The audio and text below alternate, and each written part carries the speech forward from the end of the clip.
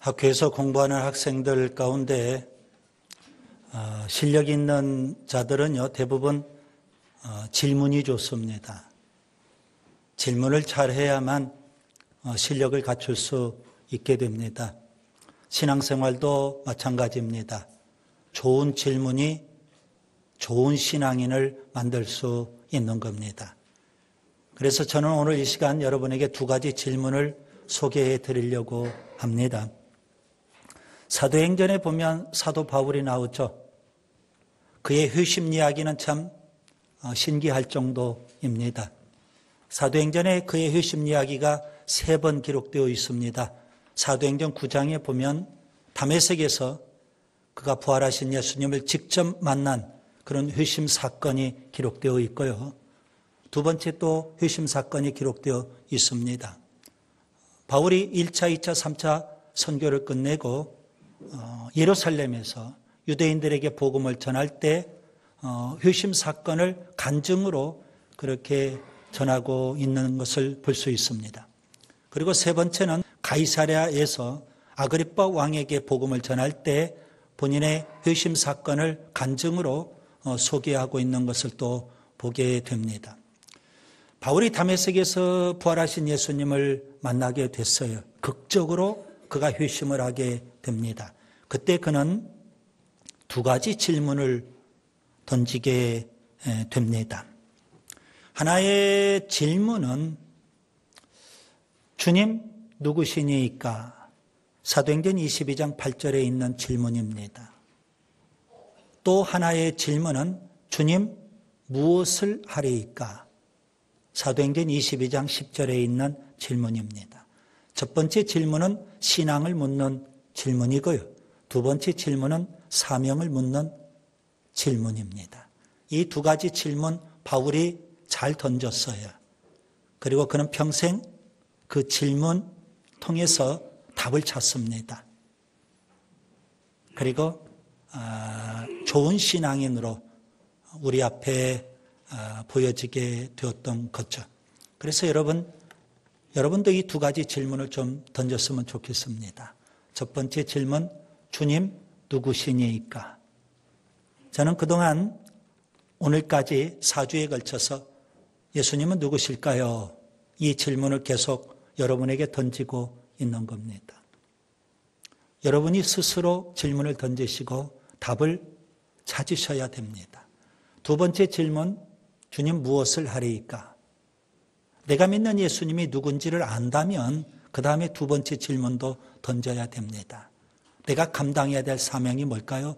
왜 예수님 저를 구원해 주셨죠? 예수님 제가 해야 될 일이 뭘까요? 예수님 제가 하기를 원하시는 일이 뭘까요? 사명을 위해서 또 질문을 던져봐야 되는 겁니다. 오늘 우리는 골로새서 1장 13절부터 29절의 말씀을 본문으로 택했습니다. 이 두 가지 질문에 대해서 바울이 우리에게 답을 주고 있습니다. 그래서 저는 오늘 첫 번째 질문, 주님 누구십니까? 이 질문에 대한 답과 그리고 주님 무엇을 하리이까? 이 질문에 대한 답도 오늘 본문을 통해서 말씀을 드리려고 합니다. 먼저 첫 번째 질문입니다. 예수님은 누구실까요? 세 가지로 말씀을 드리겠습니다. 첫째, 예수님은 우리의 구세주이십니다. 여러분 본문 13절과 14절을 보겠습니다. 자, 거기에 보면 흑암의 권세라는 표현이 있습니다. 흑암의 권세는 죄의 권세, 죽음의 권세, 마귀 사탄의 권세를 가리키는 겁니다. 하나님은 우리를 흑암의 권세에서 하나님의 나라로 옮기시기 위해서 예수님을 이 땅에 보내주셨다는 겁니다. 우리는 그 예수님을 통해서 속량, 오늘 본문에 속량이라고 되어 있죠. 속량, 죄사함을 받게 된 겁니다. 죄사함을 받아야만 흑암의 권세에서 하나님의 나라로 우리가 옮겨지게 되는 겁니다. 죄사함이 참 중요하죠. 에베소서 1장 7절에 보면 그의 피로 말미암아 속량 곧 죄사함을 받았느니라. 이 죄사함이라는 것을 로마서에서는 의롭다함 이렇게 또 표현을 했습니다. 자, 오늘 본문에서 바울은 우리에게 예수님은 누구실까요? 예수님은 구세주가 되신다고 그렇게 말씀해 주고 있습니다. 예수님 이 땅에 오셨는데요. 하나님께서 그 예수님에게 이름을 직접 지어주셨습니다. 여러분, 유대인들에게 이름은 그 사람의 삶 전체를 다 포괄하는 겁니다. 그래서 이름이 참 중요하죠. 마태복음 1장 21절에 보면 아들을 낳으리니 이름을 예수라 하라. 이는 그가 자기 백성을 그들의 죄에서 구원할 자이심이라. 우리를 구원하기 위해서 예수님이 이 땅에 오신 겁니다. 그 예수님 우리의 죄를 지고 십자가의 속죄 제물이 되셨죠. 머리에는 가시면류관을 쓰셨고요. 손과 발에는 못이 박히셨고요.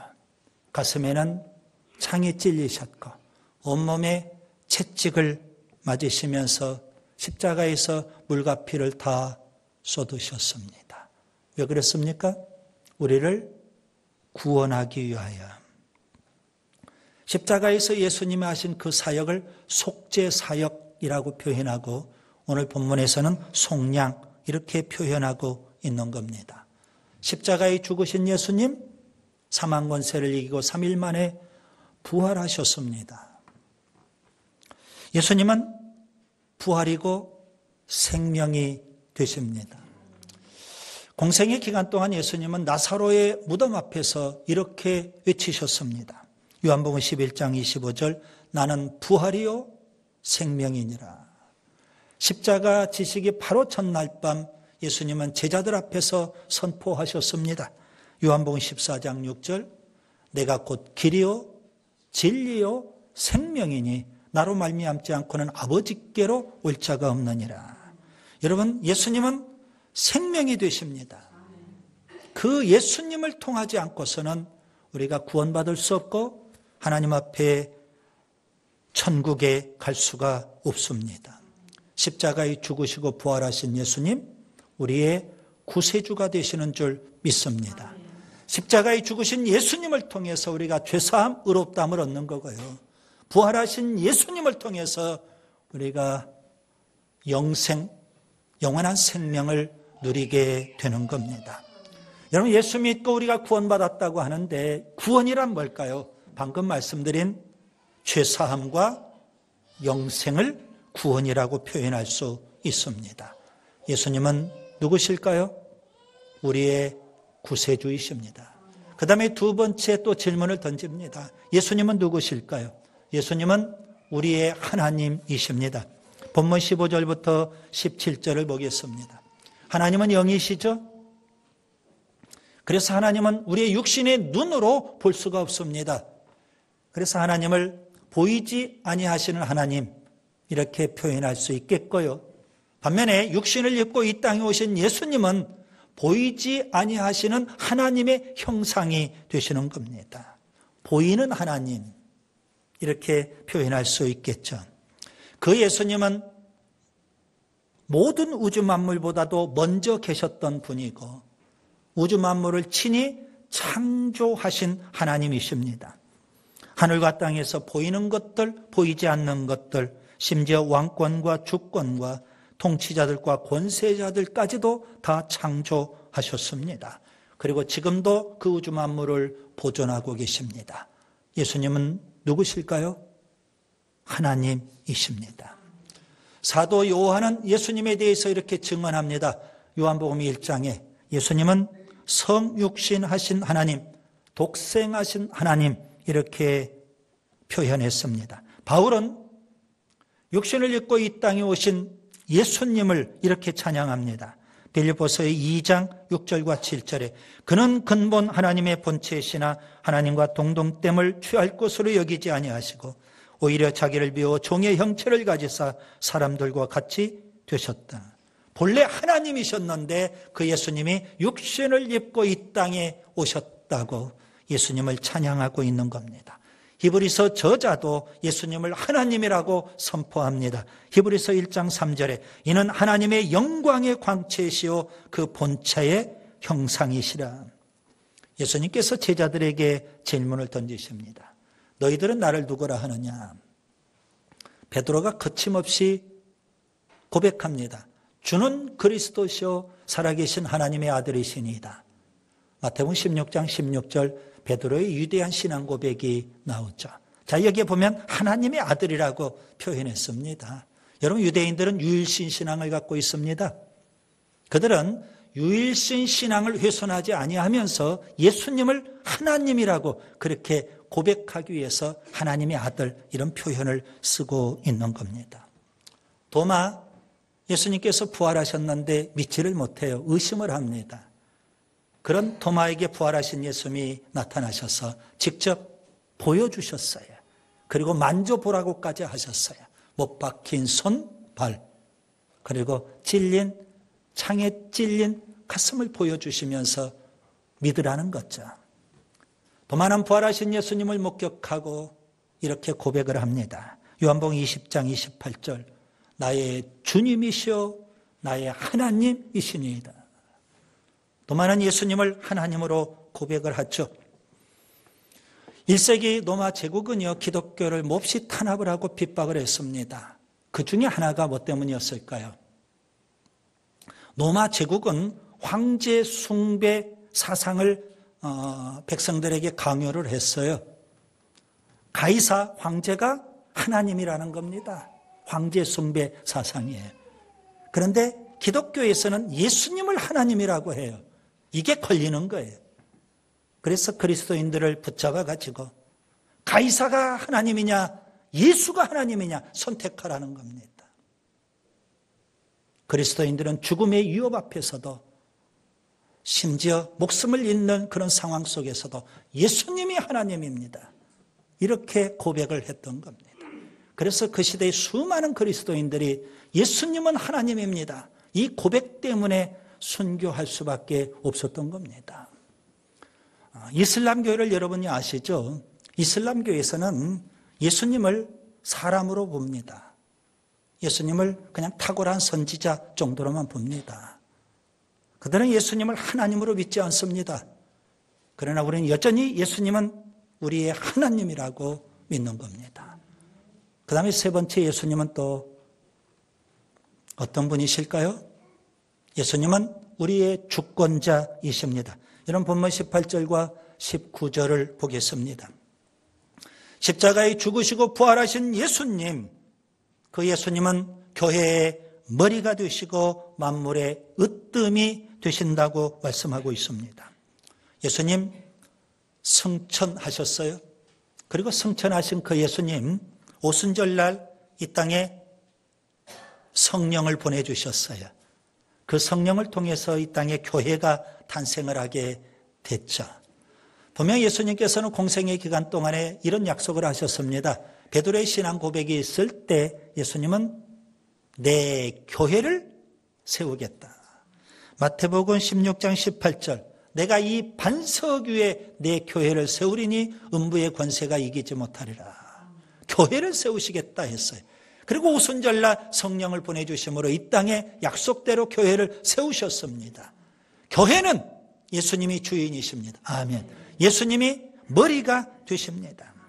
교회만 그렇습니까? 아닙니다. 만물의 주인도 되십니다. 예수님은 만물보다 먼저 계셨고 우주 만물을 예수님이 친히 창조하셨고 그래서 예수님은 만물의 으뜸이 되시고 만물의 주인이 되십니다. 예수님은 어떤 분이실까요? 주권자이십니다. 교회의 주인도 되시고 만물의 주인도 되십니다. 예수님께서 공생애를 끝내시고 예루살렘 성에 입성을 하셔요. 그때 구약 성경에 예언된 대로 나귀 새끼를 타고 입성하시려고 합니다. 그래서 제자 2명을 건너편 마을로 보냅니다. 거기에 가면 나귀가 매여 있을 거다.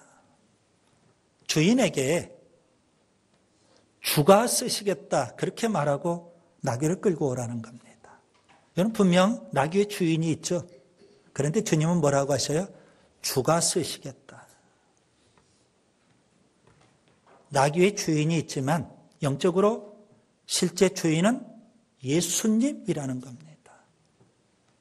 나귀의 주인은 예수님의 주권을 인정해요. 그리고 기꺼이 예수님을 위해서 나귀를 제공해요. 그래서 예수님이 그 나귀를 타고 예루살렘 성에 입성하신 거예요.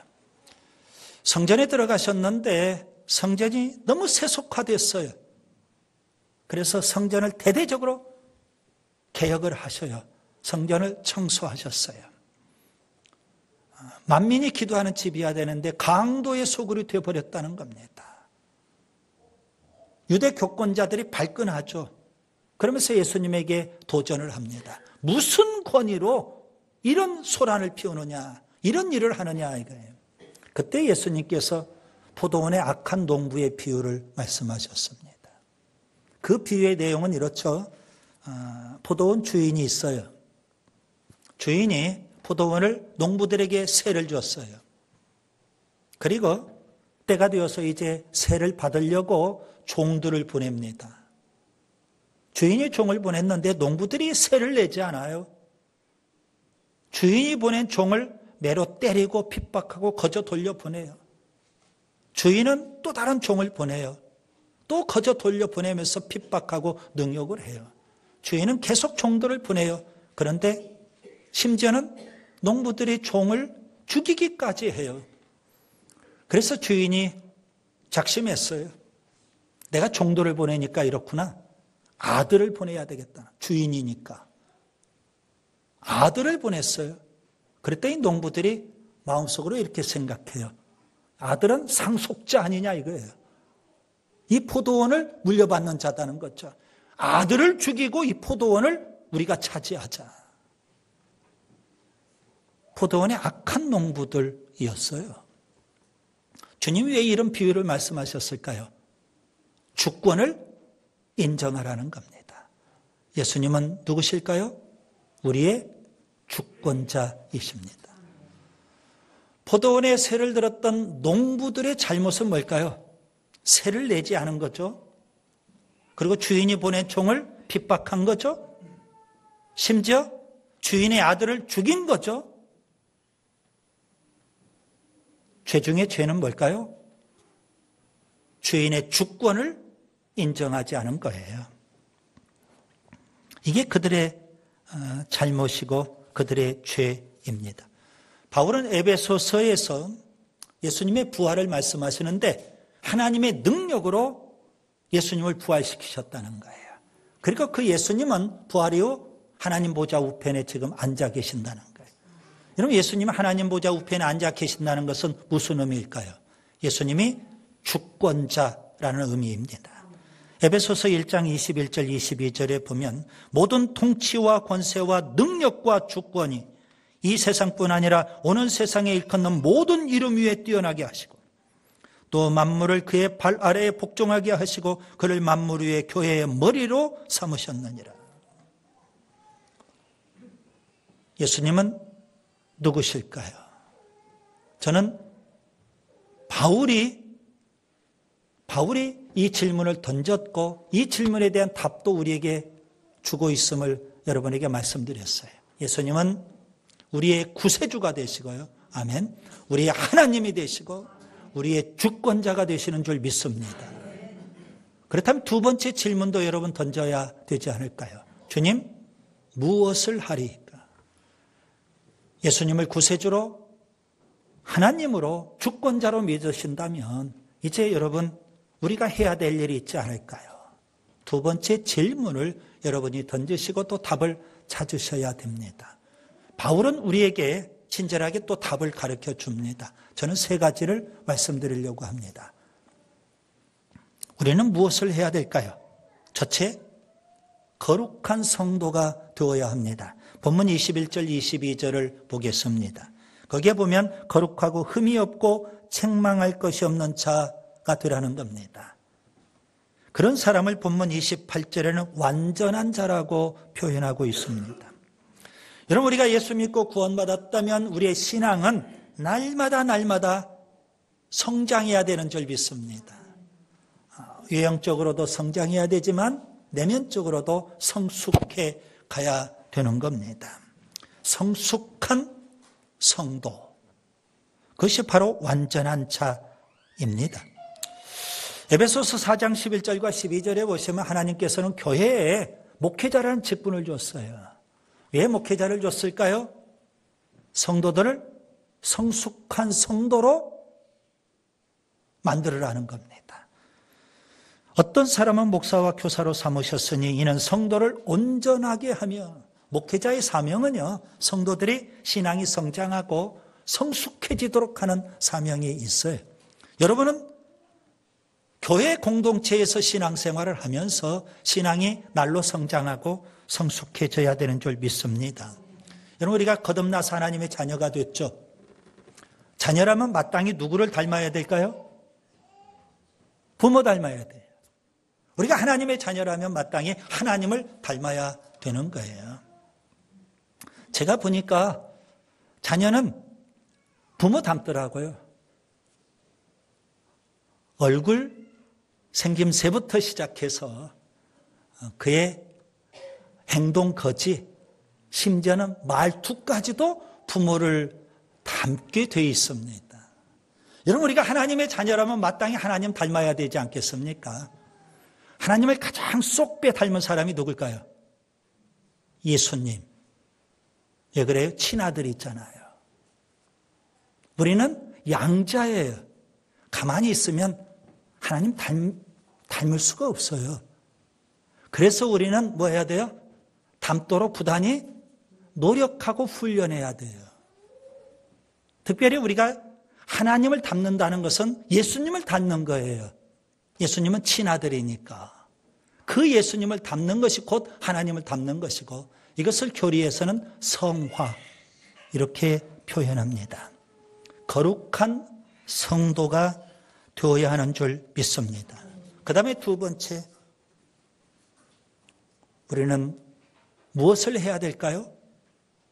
복음의 일꾼이 되어야 하는 줄 믿습니다. 본문 23절을 보겠습니다. 바울은 다메섹에서 예수님을 믿고 회심한 이후 그는 복음의 일꾼이 되었습니다. 예수님은 그를 이방인의 사도로 삼으셨어요. 그래서 그는 땅끝까지 복음을 전합니다. 사도행전에 보면 1차, 2차, 3차 선교를 하고요. 그리고 심지어 예루살렘에 가서 동족 유대인들에게도 복음을 전하고요. 그리고 그는 죄수의 몸으로 로마에까지 가서 복음을 전하는 모습을 볼 수가 있습니다. 그는 이렇게 고백합니다. 사도행전 20장 24절. 내가 달려갈 길과 주 예수께 받은 사명 곧 하나님의 은혜의 복음을 증언한 일을 마치려 하면은 나의 생명조차 조금도 귀한 것으로 여기지 아니하노라. 복음 전하는 것을 사명으로 여겼고 거기에 목숨 바쳐서 그 사명을 감당했다는 겁니다. 1차, 2차, 3차 선교를 끝내고 그는 예루살렘으로 올라가려고 합니다. 유대인들, 동족 유대인들에게 복음을 전하려고. 그런데 하나님께서 그에게 환상 가운데 보여주셨어요. 예루살렘에 올라가면 감옥에 갇히게 될 거라는 거예요. 그럼에도 불구하고, 그리고 또 동족 유대인이 그가 전한 복음을 듣든 듣지 아니하든, 그가 전한 예수님을 믿든 믿지 아니하든, 그는 예루살렘에 가서 동족 유대인들에게 복음을 전하려고 했던 겁니다. 여러분, 복음 전파는 하늘과 땅의 모든 권세를 갖고 계신 예수님이 주신 지상 명령입니다. 예수 믿고 구원받았다면 마땅히 이 명령에 순종해야 되는 줄 믿습니다. 거역할 수 없는 명령, 반드시 수행해야 될 명령, 이것이 바로 복음 전파의 명령입니다. 바울은 복음의 일꾼이 되었고 오늘 우리도 질문을 던지고요. 주님, 무엇을 하리이까? 복음의 일꾼 될 수 있기를 바랍니다. 여러분, 복음이 나에게서 멎으면 어떻게 됩니까? 나는 이 복음 듣고 구원받았어요. 그러나 이 복음이 나에게서 끝나면 어떻게 되겠습니까? 나를 통해서 또 다른 사람이 구원받아야 되지 않을까요? 여러분, 또 질문을 던져보셔야 됩니다. 주님, 무엇을 하리이까?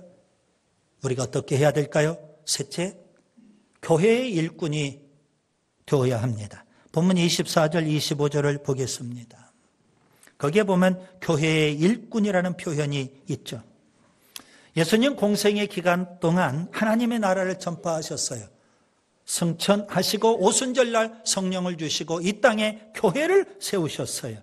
교회를 통해서 지금도 하나님의 나라가 확장되기를 주님은 원하십니다.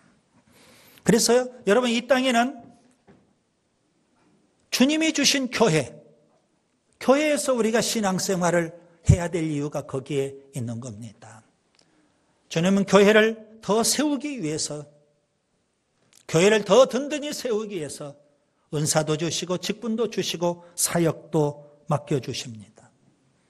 고린도전서 12장 4절부터 6절에 보시면 은사는 여러 가지나 성령은 같고 직분은 여러 가지나 주는 같으며 또 사역은 여러 가지나 모든 것을 모든 사람 가운데 이루시는 하나님은 같다 그랬습니다.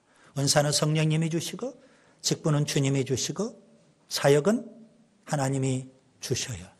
은사와 직분을 갖고 우리는 교회를 더욱 든든히 세워가는 교회의 일꾼이 될 수 있기를 바랍니다.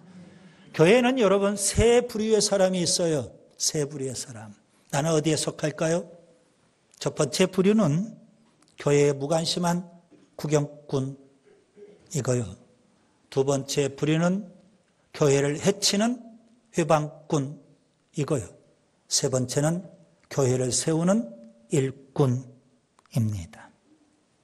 교회에 관심 갖고 교회를 위해서 중보하며 교회의 땀과 시간과 물질과 우리의 사랑과 정성, 심지어 우리의 생명까지도 쏟아붓고 교회를 세워가는 일꾼 될 수 있기를 바랍니다. 이제 말씀을 정리합니다.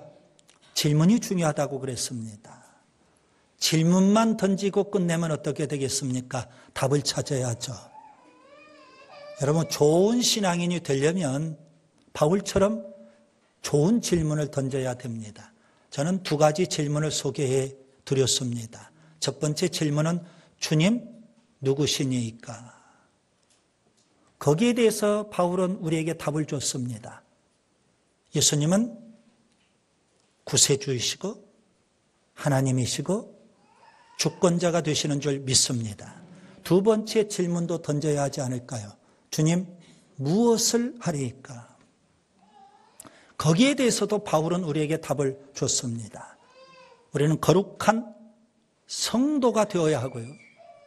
복음의 일꾼이 되어야 하고 교회의 일꾼이 되어야 하는 줄 믿습니다.